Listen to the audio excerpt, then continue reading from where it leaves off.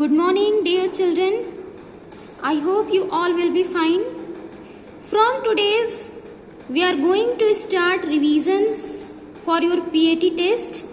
I think you well know your PAT will be started from 9th August.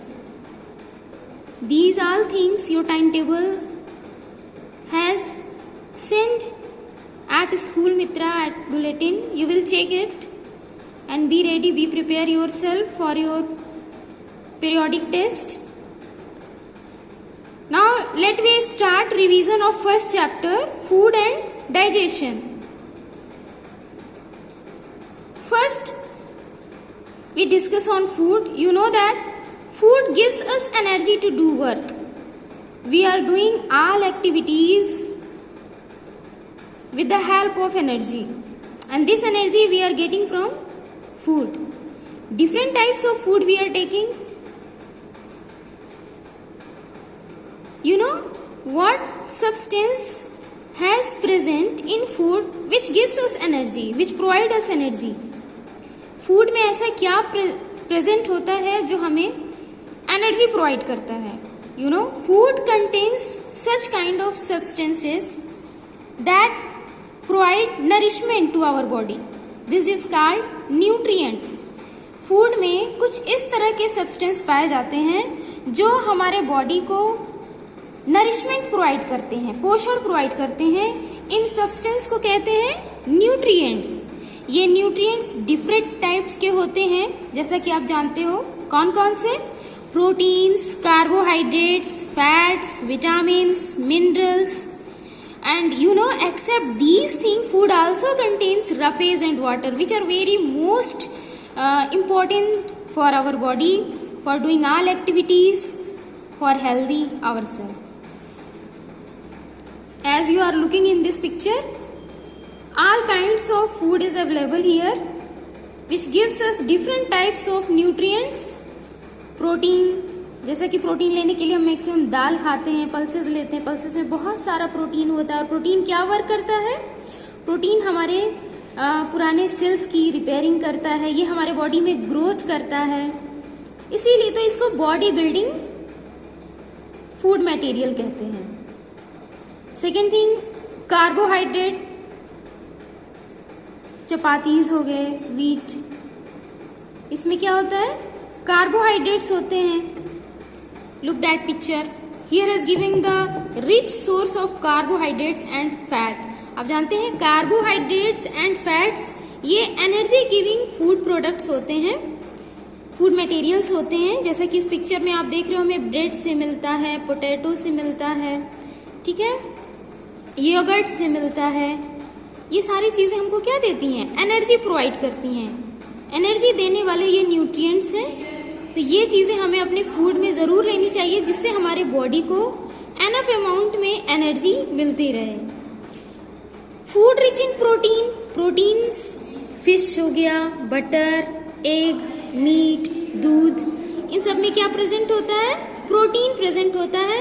और हमारी growth के लिए, अच्छी ग्रोथ के लिए, हमारे बॉडी में सेल्स का जो रिपेयरिंग है, कहीं कट जाए, कहीं फट जाए, तो उसकी बराबर रिपेयरिंग होती रहे, उसके जगह न्यू सेल्स फॉर्म होते रहे.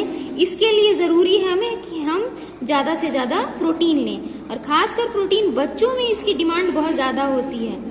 अगर ये प्रोटीन नहीं मिलेगा तो इससे बहुत सारे डिफिशियंसी डिजीज हो सकते हैं. इसकी कमी से कुछ बीमारियां हो सकती हैं. Food rich in vitamin, minerals. फलों में, सब्जियों में, दूध में क्या पाया जाता है? बहुत सारा विटामिन्स, बहुत सारा मिनरल्स पाया जाता है. ये सभी क्या हैं? न्यूट्रिएंट्स हैं जो हमें फिट और हेल्दी रखते हैं. आपको मालूम है, विटामिन्स और मिनरल्स ये प्रोटेक्टिव फूड मटेरियल होते हैं जो हमें बीमारियों से लड़ने की शक्ति यानी पावर प्रदान करते हैं, पावर प्रोवाइड करते हैं, जिससे हमें कोई डिजीज नहीं होती है और हम सेफ रहते हैं, हेल्दी रहते हैं. इन सब न्यूट्रिएंट्स के एक्सेप्ट में हमें इन सब के अलावा रफेज लेना चाहिए अमाउंट, प्रॉपर अमाउंट में. वाटर लेना चाहिए. Water is very essential for our body to function properly.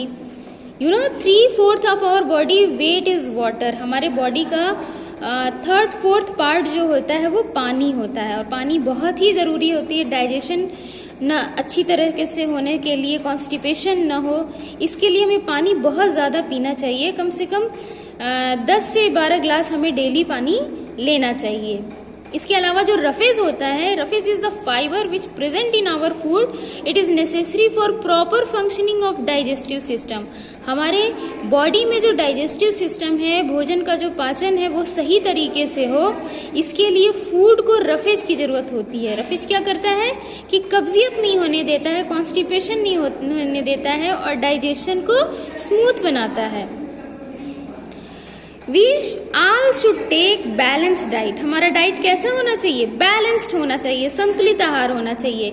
Means ऐसा नहीं है कि अगर हम चावल ले रहे हैं तो हमें केवल चावल ही लेना है, नहीं, हमें चपातीज भी खानी है, हमें दाल भी लेना होगा, हमें वेजिटेबल्स भी लेने होंगे, ताकि सारे न्यूट्रिएंट्स हमारे बॉडी में उनके प्रॉपर अमाउंट में बने रहें। Balanced diet has the right amount all the nutrients, that is carbohydrates, fats, proteins, vitamins and minerals। सारे के सारे जो न्यूट्रिएंट्स हैं, जब हम अपने फूड में राइट अमाउंट में इनको लेते हैं तो उस डाइट को कहते हैं बैलेंस डाइट। तो हमारा फूड कैसा होना चाहिए बेटा? बैलेंस होना चाहिए, ताकि हमारे बॉडी में किसी चीज़ की डिफिशियंसी ना हो, किसी चीज़ की कमी ना हो, और हमारा जो बॉडी है वो सही तरीके से फंक्शन करे। Digestion of food, you are looking that picture, it is the digestive system of human। हमारा जो डाइजेशन सिस्टम है ऐसा ही है।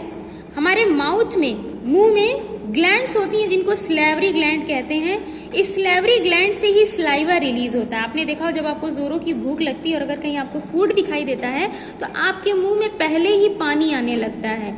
ये जो पानी आता है, लिक्विड आता है, ये क्या होता है? हमारा स्लाइवा होता है, लार होता है, जो स्लेवरी ग्लैंड से रिलीज होता है। जब हम फूड को लेते हैं तो ये जो स्लाइवा होता है, इसमें कुछ डाइजेस्टिव एंजाइम्स होते हैं, टाइलिन वगैरह होते हैं, जो हमारे फूड में पाए जाने वाले कार्बोहाइड्रेट को डाइजेस्ट करते हैं। इसका मतलब है कि the process of digestion begins from the mouth. हमारे मुंह में जो भी डाइजेशन है वो डाइजेशन कहाँ से स्टार्ट हो जाता है? माउथ से ही डाइजेशन स्टार्ट हो जाता है। और सबसे पहले डाइजेस्ट होता है कार्बोहाइड्रेट। कौन सा न्यूट्रिएंट सबसे पहले डाइजेस्ट होता है? कार्बोहाइड्रेट पहले डाइजेस्ट होता है। इसको डाइजेस्ट करने वाले एंजाइम का क्या नाम है? एमाइलेज। पहले तो हम जब फूड लेते हैं तो इस प्रोसेस को क्या कहते हैं? इंजेशन कहते हैं। By the ingestion process we take food in our mouth. इसके बाद में हम क्या करते हैं बेटा? इन फूड चूंकि सॉलिड फॉर्म में होता है तो ये इससे पहले कि आसानी से कैसे डाइजेस्ट होगा, इसको हम बोलस फॉर्म में लाते हैं, और बोलस फॉर्म में लाने के लिए इसको हमें चबाना पड़ता है। यानी जो कम्प्लेक्स फूड मटेरियल है, जब उसको हम छोटे छोटे पीसेस में ब्रेक डाउन करते हैं, चीविंग करते हैं, तो वो छोटे छोटे पीसेस में कन्वर्ट होता जाता है और हमारे टाइलिन या हमारे स्लाइवा के साथ मिक्स होकर के बोलस फॉर्म में आ जाता है। जब पूरी तरह से ये स्टिकी हो जाता है, बोलस फॉर्म में हो जाता है, तो ये इसे हम क्या कर लेते हैं? स्वेलो कर लेते हैं, निगल लेते हैं, और ये हमारे फूड पाइप से होता हुआ, एसोफेगस से होता हुआ कहाँ पहुंच जाता है? हमारे स्टमक में पहुंच जाता है। You know, saliva changes the insoluble starch in food into soluble sugar. हमारा जो लार होता है ना, अभी मैंने बताया कि हमारे लार में, हमारे स्लाइवा में डाइजेस्टिव एंजाइम पाया जाता है, इमाइलेज या टाइलिन पाया जाता है, जो इस इनसॉल्युबल स्टार्च क्या है? कार्बोहाइड्रेट है। ये फूड में प्रेजेंट होता है और इसको जो है सॉल्युबल फॉर्म में कन्वर्ट कर देता है। फूड पाइप से होता हुआ हमारा फूड जो है वो इंटर करता है हमारे स्टमक में। Our stomach is hollow muscular bag. मांसपेशियों का यानी मसल्स का बना हुआ एक थैला होता है, एक बैग होता है, जिसको हम कहते हैं स्टमक। ओके, जहां पर फूड क्या होता है? कंड होता है। ठीक है, इसका मंथन होता है, कंड होता है। डाइजेस्टिव जूस जो है स्टमक में ब्रेक डाउन करते हैं प्रोटीन्स को। प्रोटीन हमारे फूड में प्रेजेंट होता है ना, तो इसको ब्रेक डाउन करते हैं कुछ एंजाइम्स जो हमारे स्टमक की वॉल में, स्टमक में प्रेजेंट होते हैं, और उसको ब्रेक डाउन करके सिंपलर फॉर्म में ला देते हैं। प्रोटीन डाइजेस्ट होने के बाद में स्टमक से फूड किधर को पुश हो जाता है, into a long coiled tube called small intestine. यानी स्टमक के बाद में भोजन कहाँ जाता है, स्मॉल इंटेस्टाइन में जाता है। The inside wall of the small intestine produce juice that mixes with the food, and you know the liver and pancreas also pour their juices into the small intestine। यहाँ small intestine में liver से भी कुछ digestive juice produce होते हैं, pancreas से भी produce होते हैं, और ये सारे मिलते हैं किसमें, स्मॉल इंटेस्टाइन में, जहाँ पर ये फूड को कंप्लीटली डाइजेस्ट करते हैं। The digested food is almost like a liquid, और यहाँ पर जो हमारा डाइजेस्टेड फूड है लगभग लिक्विड जैसा हो जाता है। The blood vessel present in the wall of the small intestine, small intestine की दीवारों में फिंगर लाइक प्रोजेक्शन होता है जिसको विलाई कहते हैं। इसमें एब्जॉर्प्शन बहुत ही फास्ट होता है, बहुत तेजी से होता है। ब्लड वेसल्स जो इसके अंदर प्रेजेंट होती हैं वो डाइजेस्टेड फूड को एब्जॉर्ब करती हैं।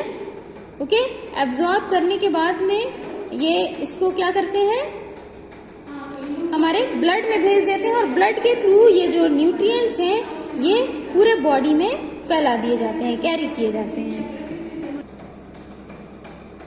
स्मॉल इंटेस्टाइन के बाद में अगर फूड अच्छी तरह डाइजेस्ट नहीं हुआ है, कुछ अनडाइजेस्टेड फूड है, तो it Passage into the large intestine. ये किस में पास हो जाता है, लार्ज इंटेस्टाइन में पास हो जाता है।